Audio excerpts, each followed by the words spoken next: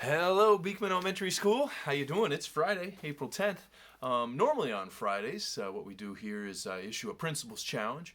We also do Joke Friday, but I did jokes as part of the morning announcements, so you should have seen those jokes when you clicked onto the YouTube link. So today's just a principle challenge, but I do have a little bit of chapter 5 left to read. As you remember from yesterday, if you listened to me read chapter 5, it was a long chapter. It went over 20 minutes of me reading, so I wasn't able to finish it. So I'll finish the last few pages today. Then I'm going to give you your principles challenge. So let's get started with the lightning thief. Like I said, I started at chapter 5 yesterday, went through most of it, but it's really long. So we have about 3 pages left, and then we'll be done. If you remember, what we read in chapter 5 is Percy made it to Camp Half-Blood. So he's now at this camp, and he met his teacher from school, who's really not his teacher. He's Chiron, and he's helps run the camp. There's another guy, Mr. D. He's the camp. He runs the camp. He's the camp director.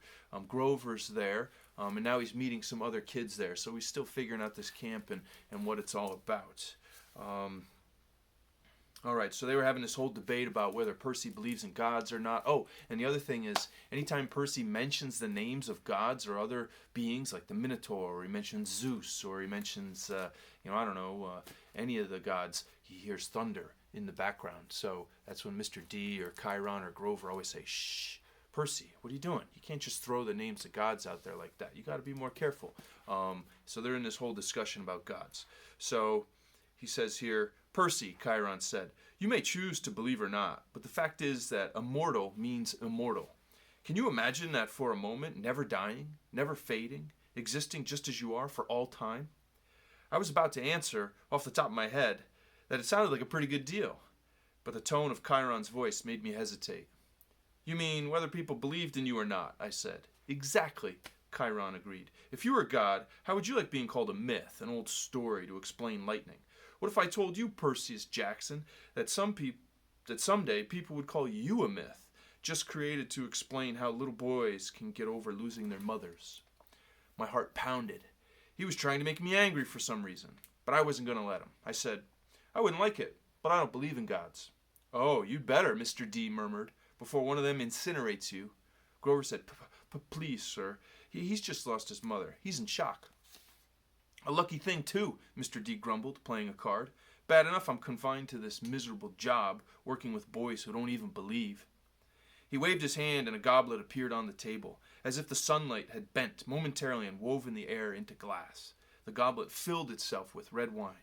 My jaw dropped, but Chiron hardly looked up. "Mr. D," he warned, "your restrictions." Mr. D looked at the wine and feigned surprise. "Dear me," he looked at the sky and yelled, "Old habits, sorry." More thunder. Mr. D waved his hand again, and the wine glass changed into a fresh can of Diet Coke.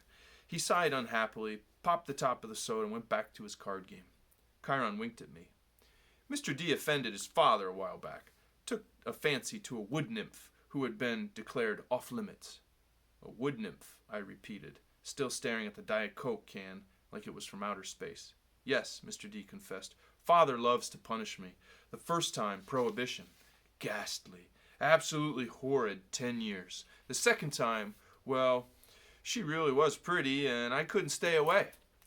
The second time, he sent me here. Half-Blood Hill, summer camp for brats like you. Be a better influence," he told me. "Work with youths rather than tearing them down. Ha! Absolutely unfair." Mr. D sounded like about 6 years old, like a pouting little kid. "And," I stammered, "your father is..." "De immortales, Chiron," Mr. D said. "I thought you taught this boy the basics." "My father is Zeus, of course." I ran through D names from Greek mythology. Wine, skin of a tiger, satyrs all seemed to work here, the way Grover cringed, as if Mr. D were his master. "You're Dionysius," I said, "the god of wine." Mr. D rolled his eyes. "What do they say these days, Grover? Do the children say, 'Well, duh'?" Yes, Mr. D. "Then, well, duh, Percy Jackson. Did you think I was Aphrodite, perhaps?" "You're a god." "Yes, a god. You." He turned to look at me straight on, and I saw a kind of purplish fire in his eyes, a hint that this whiny, plump little man was only showing me the tiniest bit of his true nature.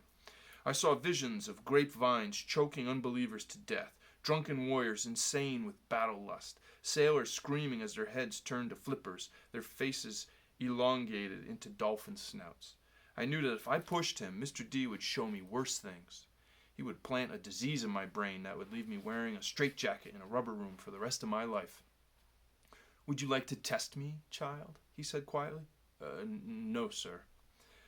The fire died a little. He turned back to his card game. "I believe I win." "Not quite, Mr. D," Chiron said. He set down a straight, tallied the points, and said, "The game goes to me."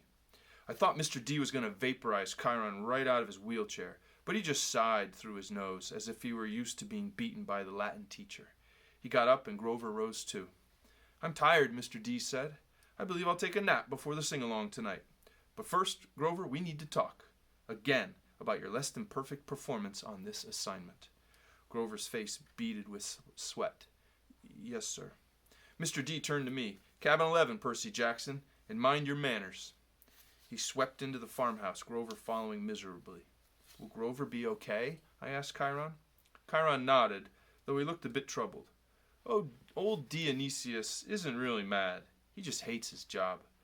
He's been grounded, I guess you would say, and he can't stand waiting another century before he's allowed to go back to Olympus." "Mount Olympus," I said. "You're telling me there really is a palace there?" "Well, now, there's Mount Olympus in Greece, and then there's the home of the gods, the convergence point of their powers, which did indeed used to be on Mount Olympus. It's still called Mount Olympus, out of respect to the old ways, but the palace moves, Percy, just as the gods do." "You mean the Greek gods are here? Like in America?" "Well, certainly. The gods move with the heart of the West." "The what?" "Come now, Percy. What you call Western civilization. Do you think it's just an abstract concept? No, it's a living force, a collective consciousness that has burned bright for thousands of years. The gods are a part of it. You might even say they're the source of it. Or at least they are tied so tightly to it that they couldn't possibly face, not unless all of the Western civilization were obliterated. The fire started in Greece. Then, as you well know, or as I hope you know, since you passed my course, the heart of the fire moved to Rome, and so did the gods. Oh, different names perhaps, Jupiter for Zeus, Venus for Aphrodite, and so on, but the same forces, the same gods. And then they died? Died? No. Did the West die? The gods simply moved to Germany, to France, to Spain for a while. Wherever the flame was brightest, the gods were there. They spent several centuries in England. All you need to do is look at the architecture. People do not forget the gods.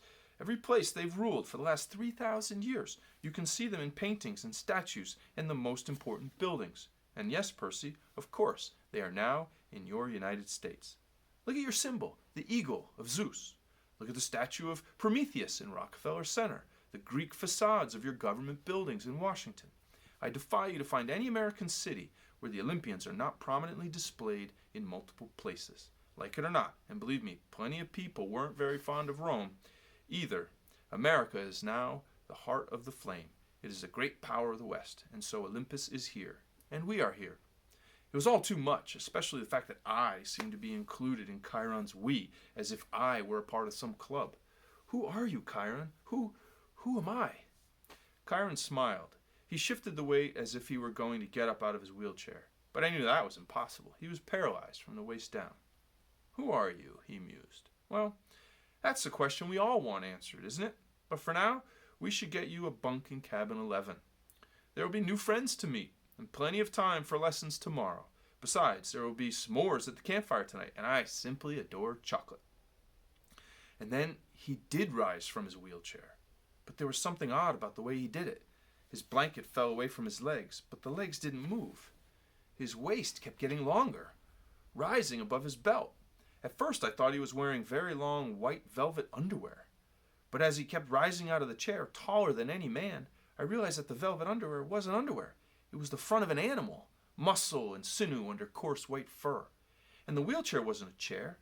It was some kind of container, an enormous box on wheels. And it must have been magic, because there's no way it could have held all of him. A leg came out, long and knobby-kneed, with huge polished hoof. Then another front leg. Then hindquarters, and then the box was empty. nothing but a metal shell with a couple of fake human legs attached. I stared at the horse who had just sprung from the wheelchair, a huge white stallion. But where its neck should be was the upper body of my Latin teacher, smoothly grafted to the horse's trunk. What a relief, the Centaur said. I've been cooped up in there so long, my fetlocks had fallen asleep. Now come, Percy Jackson, let's meet the other campers. All right, so that's the end of chapter 5. A very long one, but we learned a lot, right? So there are gods, and there are gods at that camp, and his Latin teacher isn't a human. He's a centaur, half man, half horse. So now he's going to meet some of the other campers, and the adventures will continue. So I hope you're liking this. I know it's a big book, and there's a lot going on, but it's a lot of fun. So that's the Lightning Thief. Chapter 6 will be on Tuesday.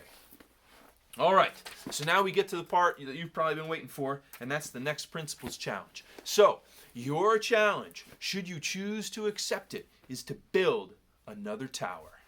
Yes, another tower. But this tower can only be made using one thing. One thing only. You cannot have tape. You cannot have glue. You cannot have any sort of connectors. And you can only use one item. And that item is playing cards. Yes, you're going to build a tower of cards. Now, card towers can be tricky, right? Everybody has their way of doing it. Some people like to stack the cards in triangles. Some people try to use squares.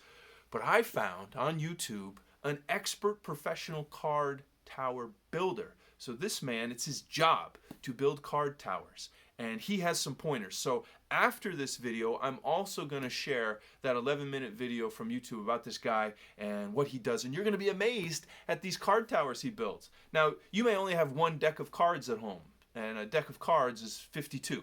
So you may only be able to build something, about this tall because you only have 52 cards. But if you have 2 decks or 3 decks or 4 decks of cards, then you can build using more cards. And this guy, you're going to see this video, he's built a tower that was like 23 feet tall.